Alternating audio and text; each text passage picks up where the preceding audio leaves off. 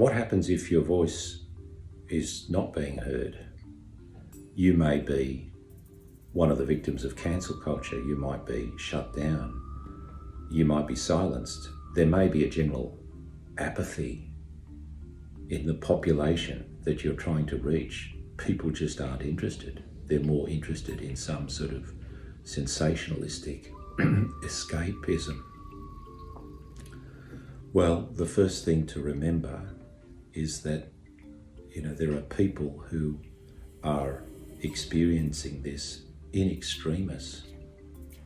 Imagine if you are being terrorized every night with air raids, and you're being bombed, and you see family members blown to bits, and your water is cut off, and your power is cut off, and your aid is cut off, and there's an attempt to starve you to death, either to drive you out or exterminate you. It gets that bad on this planet. Just think how unheard those people are.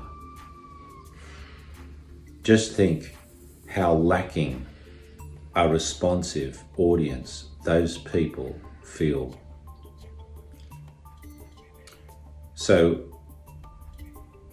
our activism, if you want to call it that, must be grounded in solidarity for the most disadvantaged, or solidarity with the most disadvantaged, the most marginalised, the most misunderstood human beings on the planet. What about the people starving in a famine that they have no means of communicating what they're feeling? Their cries reach to heaven, but they don't seem to be able to reach to human ears. Remember, people in all sorts of desperate straits, but especially those who are on the receiving end of human injustice and greed, as opposed to those people who undergo very real suffering as a result of natural disasters.